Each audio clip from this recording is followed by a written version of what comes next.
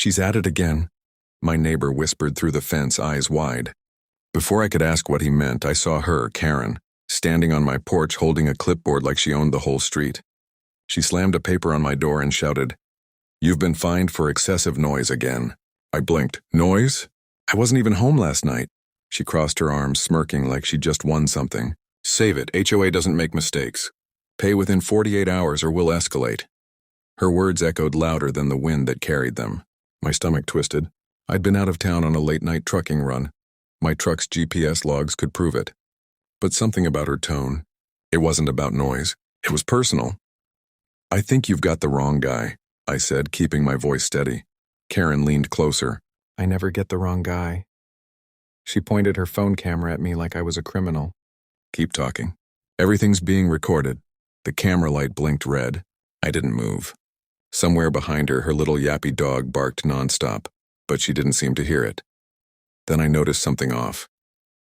The fine notice had no HOA stamp, no signature, just her name scribbled across it. "Karen," I said slowly, "since when are you the HOA?" She froze for half a second, then smirked again. "Let's just say, I make sure people like you follow the rules, people like me." That line hit deep. I didn't know if she meant my job, my house, or the fact that I wasn't one of her fancy friends from the board. But one thing was clear. This wasn't about noise, it was about control, and she had no idea who she just picked a fight with. That night, I sat in my truck cab, staring at the fine notice under the dim dashboard light. My GPS tracker blinked softly beside it, proof I'd been 3 states away during the so-called noise complaint. But something didn't sit right. Karen wasn't just throwing random fines. She was building something, like a case. I scrolled through the HOA's online portal, expecting to see my record clean. Instead, I found 3 more fines listed under my name: trash violation, parking infraction, lawn maintenance. All marked issued by K. Morrison. Karen's name again. I rubbed my temples. She's framing me. Before I could dig deeper, headlights swept across my driveway. A white SUV stopped in front of my house. 2 men stepped out wearing dark jackets that said HOA Enforcement. My pulse jumped. I'd never heard of any enforcement team. Karen walked right behind them. Clipboard in hand, that same smug smile plastered on her face. "Ma'am, this is private property," I called from the porch. She raised her phone, recording again. "Sir, you are in violation of HOA bylaws. We're here to conduct an inspection." The men didn't speak, just stared at me like hired muscle. Something in my gut screamed, "This isn't official." "You got a warrant?" I asked. Karen laughed. "This isn't the police. Joe doesn't need one." I stepped down one stair. "Yeah, but trespassing laws still exist." One of the men muttered. "Karen, maybe we should call this in first." She snapped at him. "Do your job." Then she pointed at my truck. "Check the back. That's where the noise came from last night." I watched them circle around, flashlights cutting through the dark. The moment one of them touched my truck, the alarm screamed. My own custom security system, motion triggered. They jumped back, startled. Karen spun toward me. "Turn it off right now." I smiled faintly. "Can't, only the owner can." Her face twisted with frustration. But she didn't know. Every second of that scene was being recorded on my driveway cameras. And in less than 12 hours, the real authorities were going to see exactly who was breaking the law. The next morning, I woke up to pounding on the door, real heavy official knocks. Through the peephole, I saw a sheriff's badge glinting in the sunlight. My heart sank. For a second, I thought Karen had actually gone and filed something serious. When I opened the door, the deputy looked me over carefully. "Sir, we got a call about a noise complaint turned confrontation." "You mind telling me what happened last night?" I stepped aside, motioning him in. "You might want to see this first." I pulled up my security feed on the TV, clear footage of Karen and her so-called enforcement team walking around my property trying to open my truck. The deputy's eyebrows rose halfway up his forehead. "She said she had HOA authority," I explained. "But those guys weren't HOA, and the notice she gave me, it's fake." The deputy folded his arms, staring at the screen. "That woman called 911 twice last night, said you threatened her." I froze. "What?" He nodded. "Said you yelled, refused to comply, got aggressive. She even gave us edited footage showing you waving your arms. That's when it hit me. She was trying to twist it, make me look violent, unstable. She wanted me gone one way or another." "Deputy," I said slowly, Can you rewind the footage 10 seconds before that part? We did. The truth played out crystal clear, Karen yelling, stepping into my space, waving her phone. Me standing still, hands open. No aggression. No threat. The deputy let out a quiet whistle. Looks like someone's been playing HOA cop again. Just then my phone buzzed, a text from an unknown number. You think you can embarrass me? You'll regret this, Karen. I looked back at the deputy. So what happens now? He smiled slightly, adjusting his hat. Now? We find out who those two guys with her really were. Because one of them looked a lot like someone we've been watching. A chill crawled down my neck. Watching for what? I asked. He met my eyes. Impersonating law enforcement. By noon, my driveway was swarming with real deputies, their radios crackling as they took photos and gathered evidence. Karen stood across the street in her floral robe, acting like it was some kind of neighborhood misunderstanding. Her voice carried over the road, sweet and fake. Oh, I was only trying to keep the peace. He gets so defensive. I stayed quiet, arms crossed, watching her little performance. She had no idea that one of the deputies she was talking to had already seen the footage. Then a black pickup rolled up and stopped behind my truck. A tall man stepped out, clean-cut, gray hair, calm eyes. The badge on his belt said Detective Sanders. He nodded at me. You're Daniel Reed, right? Ex-Army? Karen's face twitched at that. Yes, sir, I replied. Retired 4 years ago. Logistics division. Sanders looked around the property. You keep your security cameras yourself? Installed them last year. Full cloud backup. Good, he said. Because those two guys with her, one of them's on a watch list. He's been posing as HOA security in 3 other neighborhoods. Karen's confident smirk vanished. That's ridiculous. They're contractors. I hired them to keep things in order. Sanders turned to her. Without HOA approval? Without ID? You realize impersonating enforcement is a federal offense? Her mouth opened, but no sound came out. He leaned in slightly. Ma'am, you better start telling the truth. She glared at me, her calm mask cracking. He's lying. He plays loud music every night. He scares my dog. Sanders raised a brow.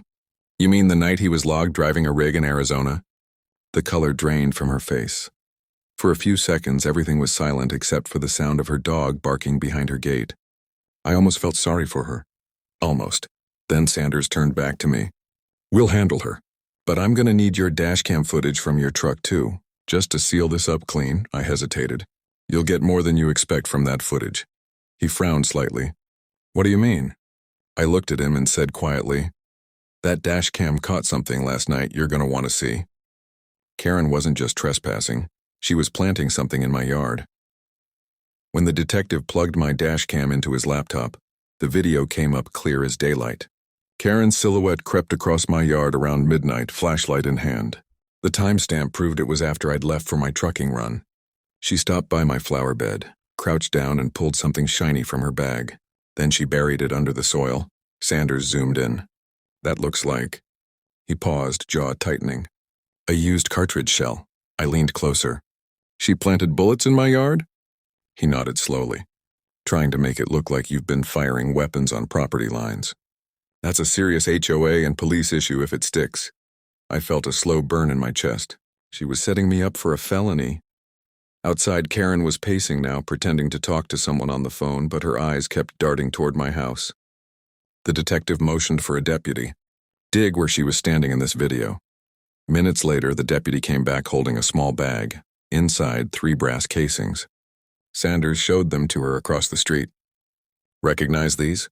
Karen's voice shook. Those could belong to anyone. Funny, he said, your fingerprints are on them. Her face went pale, then red, then pale again. She tried to speak, but nothing came out. The fake calm cracked right open. I was just protecting the community, she stammered. He's dangerous. He threatened me once. Sanders didn't even blink. That's not what your texts say. He handed me his phone. On the screen were messages Karen sent to someone labeled Rick, HOA security. Make sure he's blamed for the shots. After that, we'll have reason to push him out. My fists clenched. She wanted me gone so bad she was willing to fake crimes. Karen looked around like she was hoping anyone would take her side. But the neighbors had gathered quietly along the sidewalk, whispering, filming everything. Then came the sound of another car pulling up. Not a police one this time, a black sedan with tinted windows. Two men in suits stepped out. They weren't locals. Sanders straightened as they approached.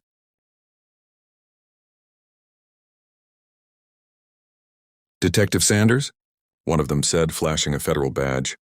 "We've been tracking this group for months. She's not the mastermind. She's the bait."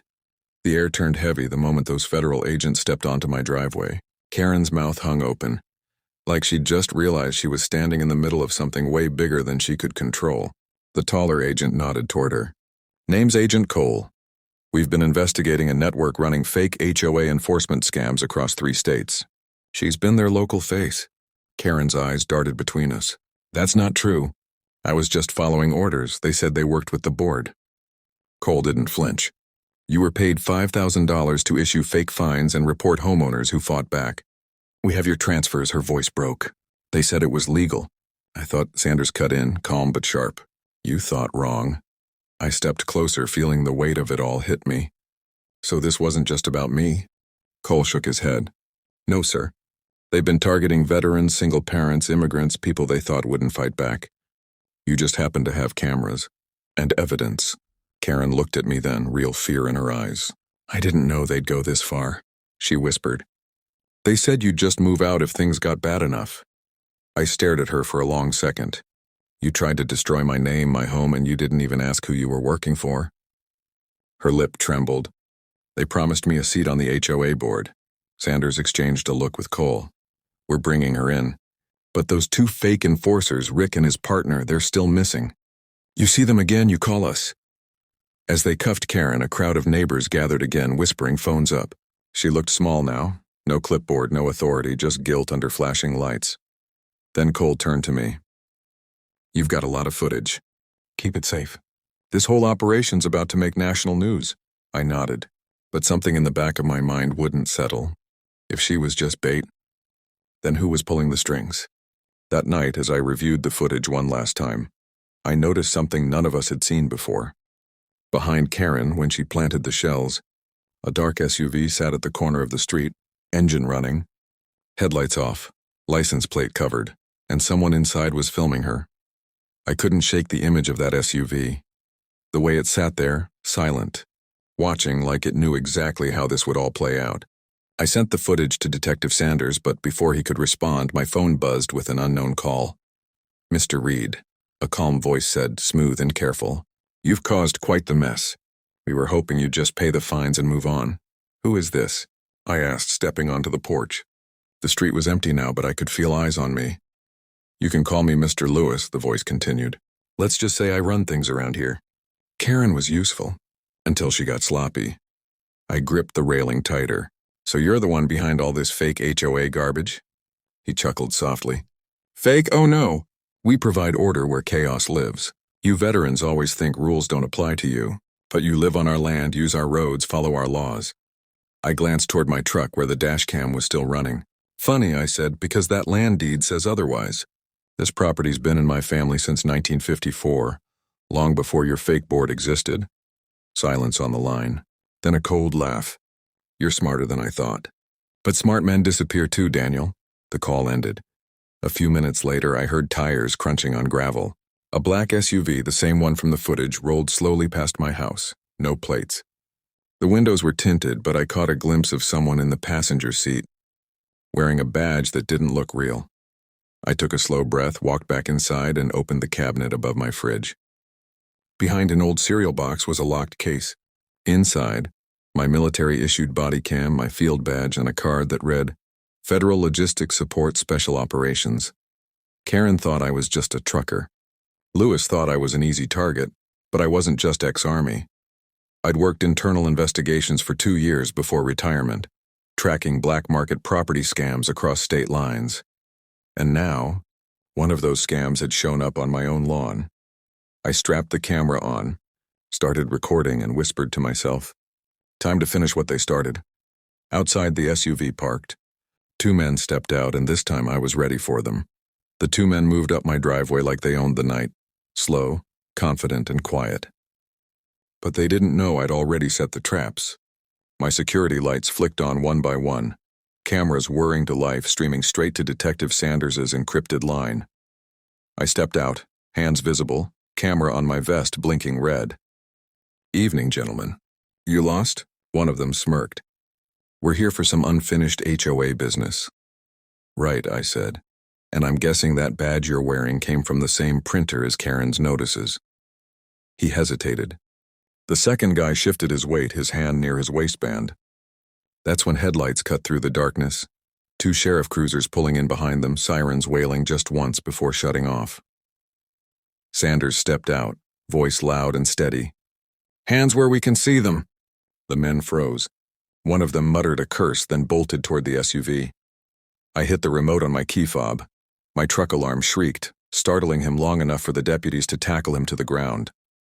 The other man raised his hand slowly, shaking. Karen, handcuffed in the back of a cruiser nearby, watched everything with wide eyes. She looked smaller than ever, her face lit by flashing red and blue. Sanders turned to me. "We traced Lewis's calls. He's not HOA. He's part of an interstate racketeering group, buying up properties by forcing owners out." "So this whole thing," I said quietly. "Fake fines, fake cops, fake authority." "Real crimes," Sanders finished. "And thanks to your footage, it's over." I nodded slowly, watching as they loaded the 2 men into squad cars. One of them glared at me through the window, mouthing something I couldn't hear. I didn't care. Karen was crying now, whispering, "I didn't know. I didn't know." I almost believed her. Almost. When the cruisers drove away, the street fell silent again. The same quiet that had started all this. My porch light buzzed softly as I leaned against the railing, watching dawn break over my land. My land. I took a long breath and smiled a little. "You can fake a lot of things," I murmured, "but not ownership." A small American flag fluttered by the mailbox, catching the early light. I didn't fight for this country to be told I can't live on my own land, and now, nobody ever will again.